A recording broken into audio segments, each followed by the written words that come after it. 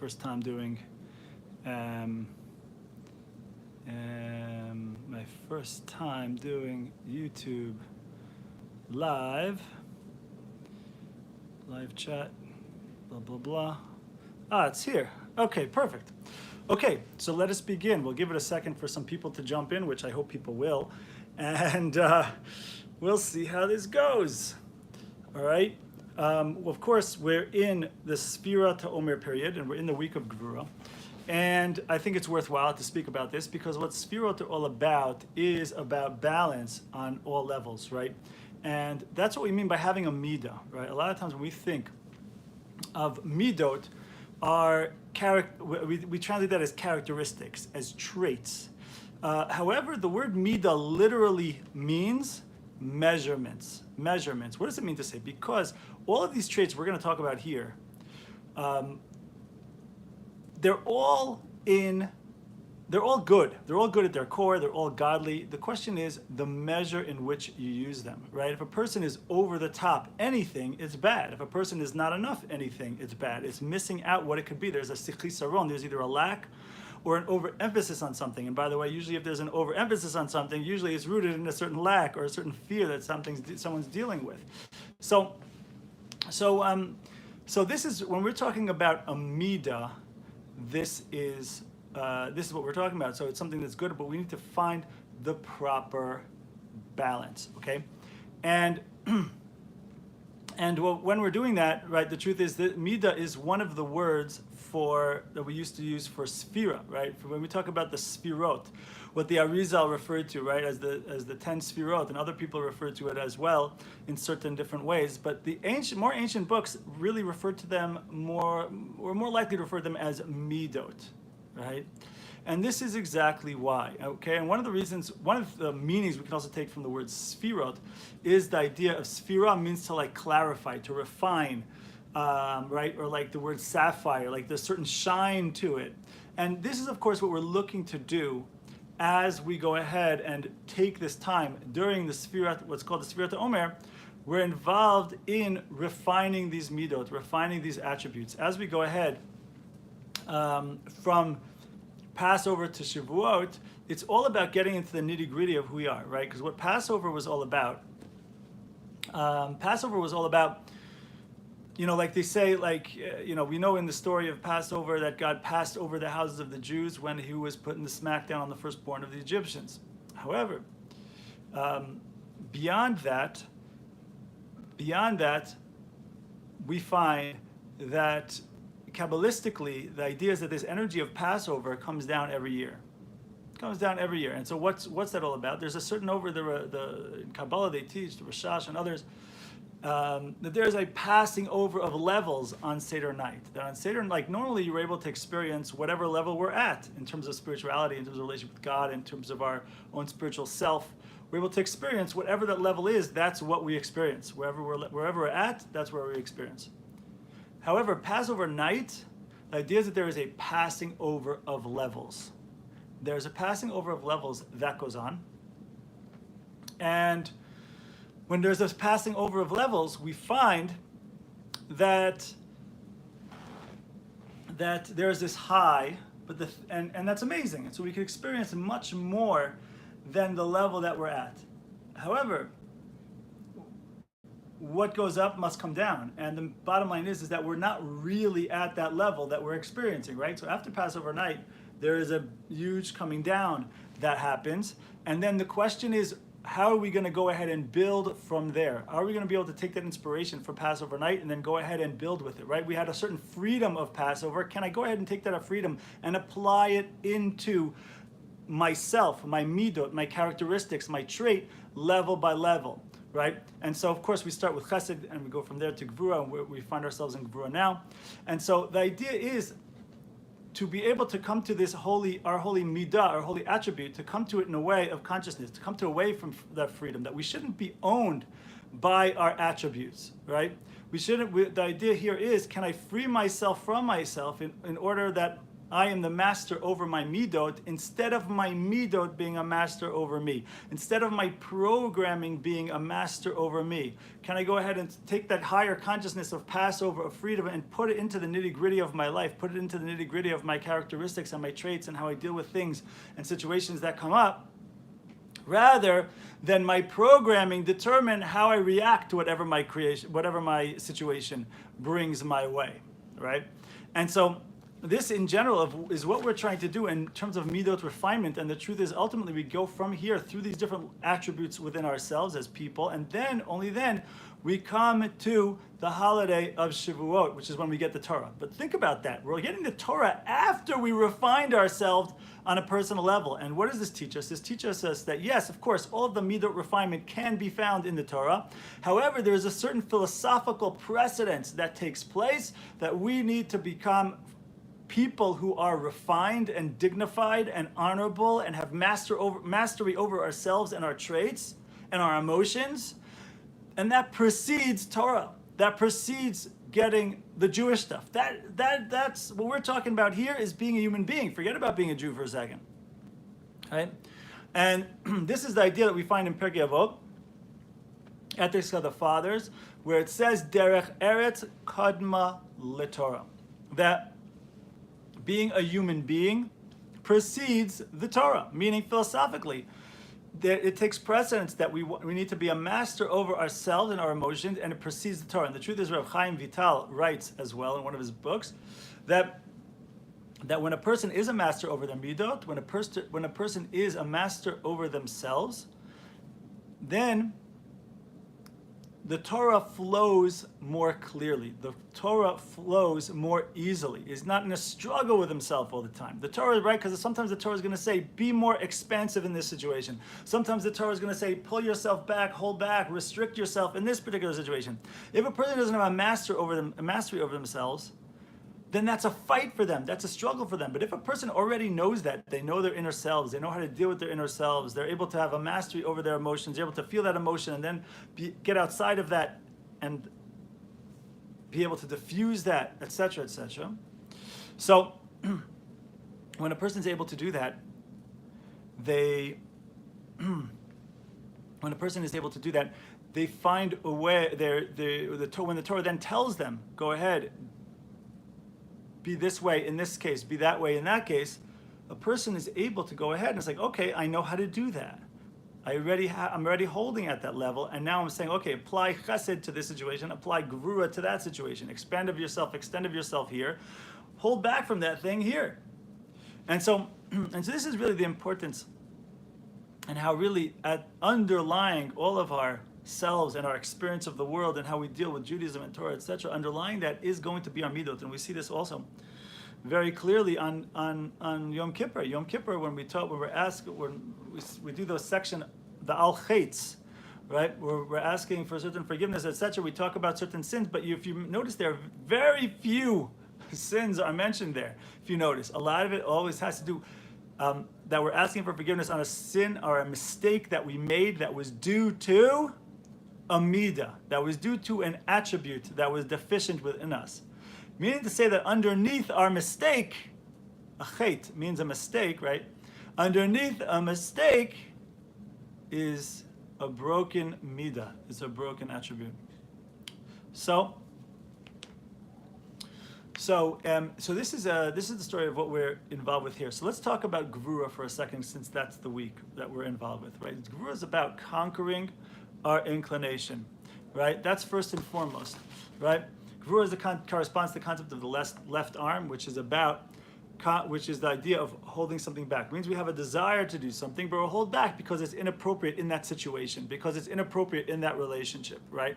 And so what that means, though, if you think about it underneath it, the concept is respect, right? There's a certain situation here, there's a certain something. I'm able to hold myself back from doing whatever I feel like because there's a certain respect that I have, right? It means basically, Gevura means acknowledging where you end and the other person begins. The flip side of that also is, are you also able to acknowledge where the other person ends and you begin, right? And so there's three aspects of this, right? There's respecting Hashem, right? Respecting God. There's respecting others. And there is respecting yourself, right? And so let's go through that a little bit, right? When we're talking about respecting God, right? So we talk about, a lot of times we talk about this issue of loving Hashem versus having awe of or respecting Hashem, and sometimes it seems like a contradiction, right? Love seems to be the energy is I'm going towards. Respect or awe seems to be I'm stepping back, right? But if we're involved in any relationship, of course we know that that really those are two sides of the same coin, right? If someone is truly in love with someone and also in having respect of them, right? If you think about it like a celebrity, if a person ever meets a celebrity, it could be like they want to like they're so excited they want to like give them a hug, but then like hold on a second, maybe the person doesn't want a hug, maybe I'm violating their space right now, right? So it's like they want to go towards them, they want to hold themselves back, and they're stuck kind of in the middle of that, and because they're experiencing both of those emotions. But the truth is, those are two sides of the same coin, right? If it was all about just love, I don't care, there's a lack of care. There's like, okay, where's the other person? Does the other person have a will? Does the other person have a say? Do they have autonomy on themselves? Or are you just superimposing your vision and what you want onto them, right? So there's a lack of respect there, right? And if it's all about respect, then hold on a second. So then that's a start. There's a basis. There's a fundamental there for a relationship, but there's no pull towards. There's no relationship. There's no intimacy. There's no connection. So really, of course, we need both. And so, and similarly, also in Judaism, we find that there are both of those things in terms of our relationship with Hashem, right? On the one hand, it's good if we have a passion for God or for Jewish things. On the other hand, though, a lot of times there are certain things that are bottom line Jewish law, right? We have something in Judaism called halacha, right? And that means also respecting what does Judaism actually say? What does God actually want from us, right? If it's all about lovey-doveyness, but there isn't a place for like, hold on a second, is there a place where I want to do something, and even society is down with me doing it, they're okay with it, they're for it, and then and it feels good, and it's something I want to do, and Judaism says don't do it, right? Where do I do in those situations? What do I do in those situations? That's a good sign of where we are in terms of our respect for God, for Judaism, for Torah, for mitzvot. And right, so a lot of times people are more rooted in one versus the other. A lot of times people are very into halacha, but they kind of come across like a piece of cardboard, right? Other times people are like all about lovey-doveyness and whatever, but like and in terms of actually keeping Judaism, they're wishy-washy, flexy-maxy, right? And so, of course, we're all rooted in one versus the other, and we need to stretch ourselves in order to incorporate the other side that doesn't come as so naturally for us, right? And that really makes for the complete Jew, right? The complete Jew is going to be the one who's going to be able to synthesize those two, right? Okay, so that's in terms of respecting our aspect of respect of Gevura when it comes to Hashem. What about when it comes to others, right?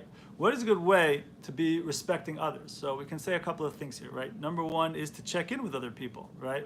What do they want? What is important to them?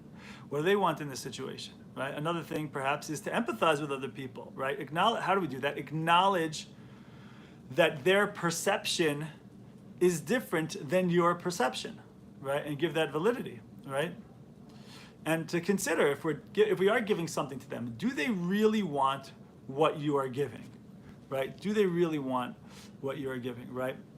So the best way I think to go about this really is to, if you can be able to be supportive of other people without taking responsibility over their choices and their feelings.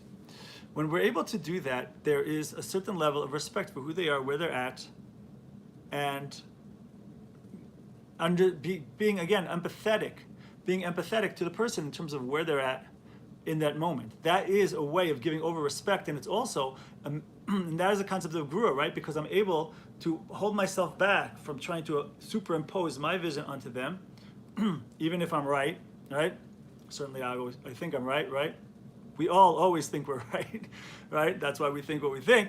And being able to hold ourselves back in that moment, right? That is a way we exemplify respect to another person. So happy you're here as well. So, okay, I'll give you another one, right? And here's the one also where sometimes people get lost, which is how do you respect yourself, right? How do you respect yourself? And so one idea, as we just said before, in terms of other people, to check in with others, right? So what about this? To check in with yourself, right? And that has to do with different aspects, perhaps, of self of self-care, right? Of checking in with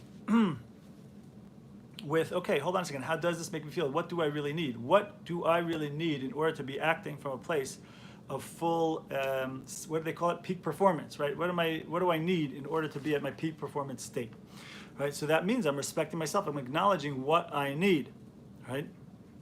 Also, to have standards, right? What are your standards? Now, that's different than controlling people. That's controlling your response to people, allowing yourself to decide that, you know what, this person isn't something that I want right now, or this person's bringing me down right now, right? To be able to not lose yourself in other people's expectations, right? And so respect and personal dignity kind of go hand in hand, right? Respect and personal dignity,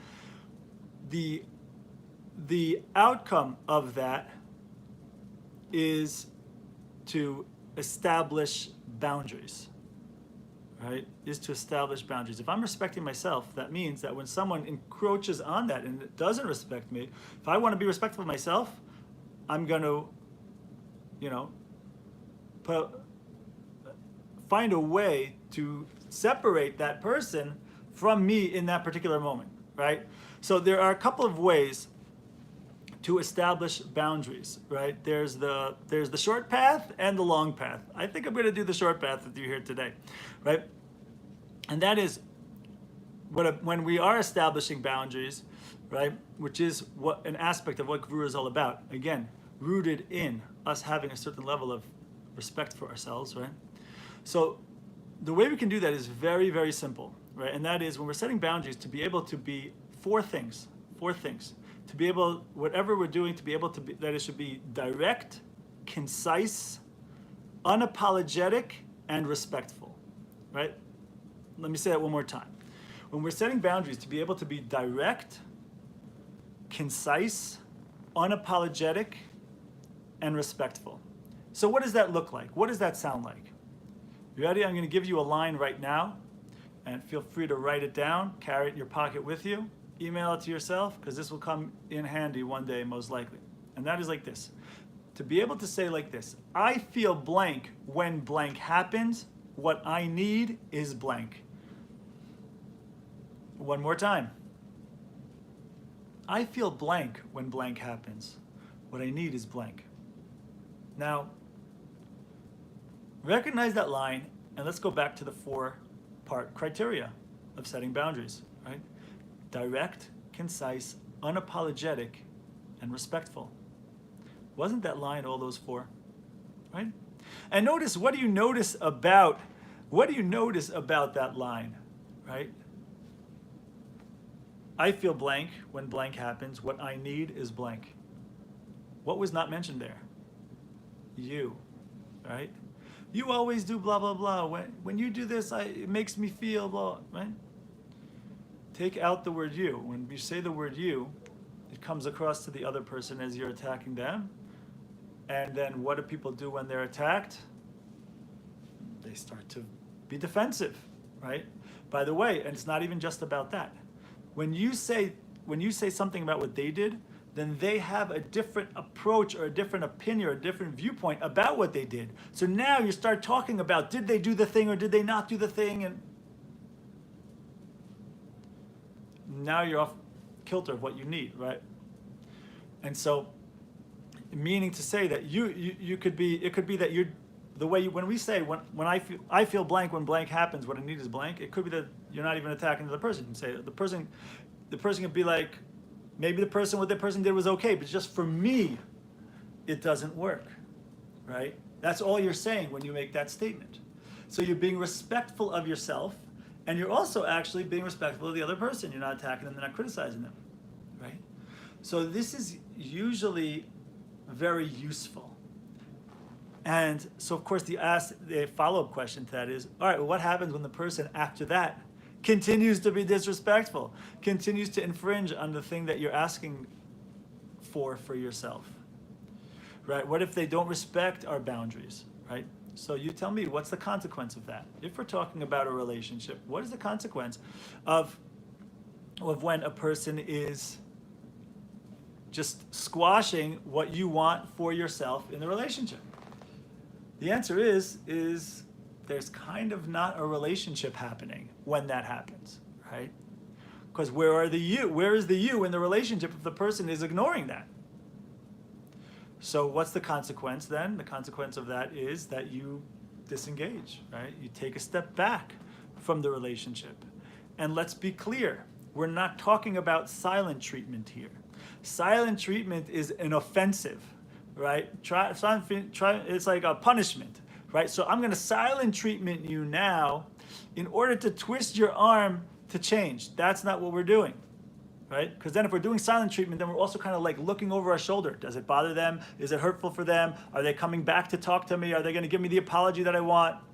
No. That's all manipulation. That's a manipulation tactic. We're not looking to do that, right? What we're doing is, okay, there's a consequence. Like, I want a relationship with you. That involves that there's a you and there's a me, and that if you kind of step over something that's hurtful for me, so like to be able to share that with you, and then hopefully you respect that and take a step back. But if you keep doing it, it's just like, okay, so I guess we're not like, there's no relationship here. I'm stepping away from the relationship because really you didn't acknowledge the relationship in the first place when you were stomping on me. So it's just a simple consequence, right? And a good line sums this up, that I forget who told it or where I saw it, but that basically goes like this. Don't walk away to teach someone a lesson. Walk away because you learned your lesson, right? Now that sounds like a breakup line, and I'm not meaning to say that. That's an extreme version of it, but a breakup is an extreme version of it. But it's the same point. Within a relationship, within the context of a relationship, like a person stomps on you 15 times, okay, so maybe disengage a little bit, right? Take a step back. Clearly they're not acknowledging you. They're not acknowledging their relationship as something valid, you as valid, or the relationship as something dignified, right? Now, it could be that they can't help themselves. That could be.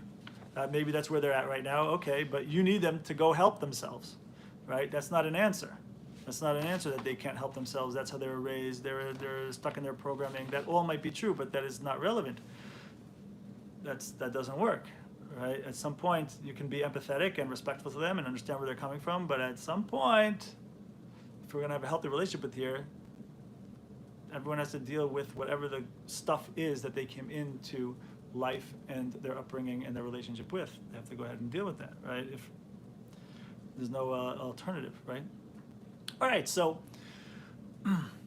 what stops us? By the way, feel free to chat some stuff in the chat there. If anyone has any questions, don't hesitate.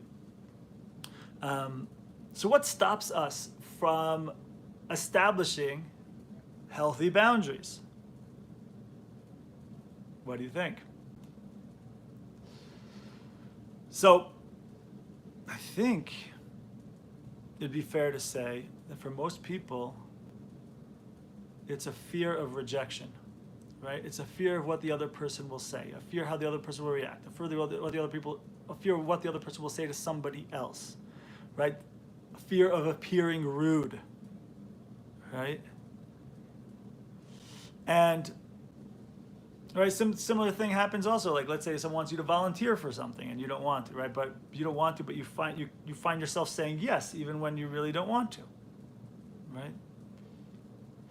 So what happens is, like, it ends up with, like, there's a lack of self-respect that's going on there. And so a lack of your self-respect gets in the way of you respecting yourself, right? And then what happens when we don't have boundaries, again, rooted in our respect for ourselves? So it leads to a certain sense of an inner discord within us, right? It leads to a resentment. It leads to problems in that relationship, right? Where we're acting one way, even though on the inside we're feeling something else, right? You start to feel a loss of self, right? It leads obviously to a lot of waste of time and a lot of waste of effort, and you end up acting against your inner voice, and that's always gonna come out in a negative way, right? Or it's gonna end up with a wound in you, but even that is gonna come out in a negative way, right? So it's important to be able to establish those boundaries in a healthy way. And without that, Without that, we're not going to be able to have a true relationship with ourselves. And so that's one of the aspects of what this week is all about. Where we focus on this concept of Gevura, this concept of boundaries. Again, being able to have that respect for ourselves, and also, by the way, to respect others, to be able to hold ourselves back, and respect the boundaries of others as well. And really actually want to know, what do you really desire, right? As opposed to so oftentimes cutting corners with other people and kind of like, okay, we know like really they want a certain thing, but whatever, right? That leads to the deterioration of that relationship, the fragmentation and the fracturing of that relationship, right? Especially in a spouse relationship, that's very, very relevant. That's the difference between a relationship that's on fire and a relationship that's feeling weary, right? All right, so that's if we're lacking boundaries. What about the other side of boundaries, right? What about if a person is over the top boundaries? Everything with them is boundaries, right? So when they're exemplifying that aspect of rigidity and asserting unhealthy control, right? So you tell me, why does someone become rigid and assert unhealthy control? So I think I'd probably say 9 times out of 10, there's going to be trauma underneath that, right? And let's just for a second define what we mean by trauma in the context of this conversation, right? On the street, your average Joe would think about trauma as like, if God forbid a person is hit with a car, so then yes, that is a trauma, right? But that's not, when we talk about it psychologically, that's not really what we're talking about. We expand the definition in a much greater way, perhaps with less intensity, but it is much more expansive, right? Trauma is something that happens when a person experiences something that the experience is beyond what they can handle in the moment, right? Well, the way we might call about it in Kabbalah is it's bigger than the kli, right? The issue is bigger than what I can contain, my vessel can contain, which leads to a fracturing. Now, that can also express itself as a way of, in a situation where someone goes ahead and says something to me or asks something of me, and I for whatever reason I feel like I cannot say no, right? Like I have my own Dalet Amot, my own personal space, which is my personal domain of choice. That's how I usually like to say it. And for some reason, I find myself not expressing myself in that domain of choice. Now, that could be either because I'm literally forced to do something, or something is forced upon me literally, physically. That would certainly be a state of trauma, because I'm not able to get out of having that happen to me. So there's a loss of self there, a loss of personal dominion, personal choice of there. But also, that's literal of being forced. But also, what about when I perceive that I'm being forced, right? What about if I'm in a situation where I perceive as if I feel like I can't say no, even though, of course, really you should say no, right? Even though really you could say no, right? But in those situations where I don't have the inner strength to say no, and so even though I want to say no, I make the choice to not say no, right? Whether as conscious or not conscious as that is. So that also, in that moment also, I'm experiencing a loss of personal dominion. I'm not really being authentic to what I want to say and do and feel, right? That is also a trauma. When that happens, that creates a inner wound within us. When we have that aspect of dominion that we want to do, but we can, it's our personal situation, our personal realm of choice, and we find ourselves not acting on it, that creates an inner wound that is called trauma. And this leads to all sorts of different negative thinking patterns and ways of being, and that of course ultimately leads to triggers, right? And that will lead to rigidity and distance, explosive, irrational actions, right? And basically it's all coming from this place of pain and fear of re-experiencing those terrible feelings, right? And that's what we mean by a trigger, of course, right? A trigger means that something small might happen over here, but it feels to me like something else. It feels very similar to something I experienced once upon a time or many times in the past. And so it awakens the pain from that, a much bigger pain from all of those times, from that time in the past, or from all of those times in the past, because of something slight that felt kind of like that is happening to me in the present, right? And so it's important to wake up to that reality, and to recognize when if we are like this, and if others are like this, to recognize where it's coming from. And so I want to give you now a few signs a way we can know that if we are being triggered by past traumas, right? Okay, so sign number one, that you're being triggered by a past trauma, and therefore you're going over the top with the Gevura, over the top with the quote-unquote boundaries and the rigidity and all that kind of stuff, right? Is that you're absolutely sure, absolutely. What do I mean by that? Are you absolutely sure that you're absolutely correct about whatever the situation is that you're upset about? Right? Are you absolutely sure that the way you view the situation is the only correct way to look at it? Are you absolutely sure that the other person is absolutely at fault?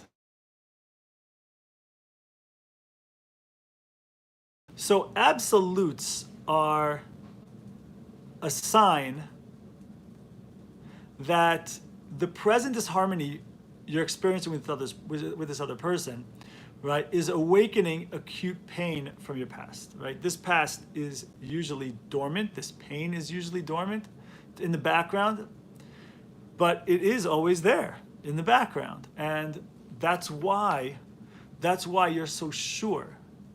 That's why you're so sure that your perspective is a correct point of view, because that other thing that person did, or that other thing that person said, it hit a sore spot from the entire framework from which you experience everything in your life, right? So when this other person triggers that pain, it's as if your entire reality is being provoked, right? And you can't see anything outside of that. And for that reason, we're so sure that our way of seeing things is the way of seeing things. It's built because we're coming with an entire background of framework. It's hitting an entire background of framework from which we experience everything. Hope that made sense. So that's number one sign of how we can see that we are probably being triggered by a past trauma, right? I'll give you another one. Sign number two is that you feel all-encompassing pain, right? Does a minor infraction by others cause you to feel major pain or a deep sense of betrayal?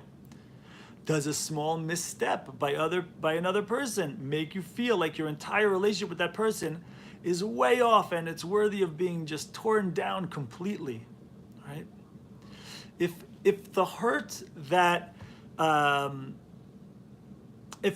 you're feeling is out of proportion with the other person's offense, that is a sign that hurt is actually rooted in past traumas, right? The hurt is not merely an effect of what this other person did to you or said to you right now, right? There's something bigger going on, and that is more deep-seated, and that's now being brought to the forefront, okay? Give you sign number three. Sign number three that a person can be experiencing, being triggered by past traumas, is that you feel when this other person says or does what they do, you feel as if you're being erased, right? Like, do you feel, and especially relevant certainly in spouse relationships, right? Do you feel like any little disagreement with this person must be resolved right away, right? Do you feel like nothing else matters if the two of you can't figure this out right here and right now? Do you find it impossible to go on performing any other responsibility or activity if disharmony exists in this relationship? The inability to allow, if you answered yes to these questions, right? The inability to allow for disagreements and to contain disharmony signals that there's a lack of self-worth and that you are looking for like a personal sense of validation from your relationship with this person, right? Everything is based on this relationship. There's something lacking over there with you, right? So you feel like you're being blotted out, or being erased if the relationship isn't operating with in line with the way you think it should be, right? So there's also another one. There's also another one that I came across, which is that when a person goes ahead and just attaches everything in their own actions to what a person did before, right? So like I totally absolve myself of over any kind of responsibility of how I respond to the situation because I view it to be your fault, right? So therefore, whatever my action is totally on your head, on your shoulders, because you were wrong first and I reacted to you, right? You find that a lot by people who are in situations of pain, deep-seated pain and trauma, right? An inability to go ahead and be like, okay, I might be right that you were wrong and you were wrong first. But now, hold on a second. That doesn't mean that now anything I do is just totally, I'm free to do, and I have no responsibility or autonomy over it because you were the first one to do something wrong, right? Obviously, I shouldn't say obviously, but that is definitely a sign that I have found of people who are coming from a situation of trauma. So this over the top, right? These over the top responses, these over the top rigidity, needing to control things, needing to have things in a certain way. This stuff is often born from trauma, right? And so we have to understand that really, to be able to recognize that there is as we have with all the midot, as we said in the beginning, that when we talk about the sfirot, which is what this time is all about, between Passover and Shavuot, the word sfira is a new invention from the last 500 years. It's not a new invention, but the fact that we call these 10 spheros the 10 spheros and not the 10 midos is a relatively new invention for the last 500 years. If you go back to the books before that, they're talking about them primarily as midot. And midot, which we usually translate as characteristics or traits, really the word literally means measurements, because midos, all the midos are good at their core. All these midos that we're talking about here are godly. However, we can take them to an unhealthy extreme, right? And so we have to have them in a healthy way. Number one, we have to have them. Number two, it has to be not over the top, right? And so we can veer off kilter one way or the other, right? If we can not be strong enough in terms of, let's say, for example, today we're talking about Gevura, in terms of personal dignity, in terms of respect, in terms of building healthy boundaries, we can be deficient in that. Or, flip side, right? If we can be, a person can go to be over the top when it comes to this stuff and be all about boundaries and make their whole life about boundaries, right? You have people you see on YouTube sometimes, for those who are like, look at this the personal self-help stuff and, the relationship stuff, whatever. You see that people are just like way over the top, and it's just like, oh my gosh, what happened to this person, right? That like their whole thing is about boundaries, right? So if people are in that situation, right, it's coming probably from a non-healthy place there as well, right? And so the point is to come from a place, to be able to get ourselves healthy and healed and get to that healthy place of self-worth where we're able to extend of ourselves, which is what chesed is all about, to be expansive, right? But also not lose ourselves in that expansiveness and recognize within ourselves when it's going to be most productive for us in terms of our ultimate growth and our ultimate helping the world, to be able to say, hold on a second, I need to say no to this particular situation, or I need to say no to this opportunity, or I need to say no right here in my in this aspect of the relationship at this particular moment, right? Because, some people might be like, well, hold on a second, that's not the point. The point is to go. The point is chesed. The point is doing in this world, and 100% that is true, and that is the point. However, the point of a car is to drive. But if you don't stop to put in the gas, how much driving are you going to do? And so, the point isn't to be stuck at the gas station the entire time, but we have to recognize when we do need to be at that gas station, right? When we do need to refuel, there needs to be that certain level of respect, and that aspect of that is a personal level of dignity, like recognizing where I'm at, and also recognizing that other people have that place within them, whether that be physically or emotionally, and it's not going to be the same as you, because we're all different. So, okay, I said a lot there. I mean, and the comments are just on fire over here. So, I think that's really kind of all I wanted to say. I hope this is meaningful. I hope you gained something. If you did and you think others will, so feel free to send it around and share it on your WhatsApp groups and all that jazz, or send it to individuals who you think will get help from this. And if anyone wants to speak privately about it, feel free to contact me. Not hard to find. All right, my friends, have yourselves a good and meaningful evening and week.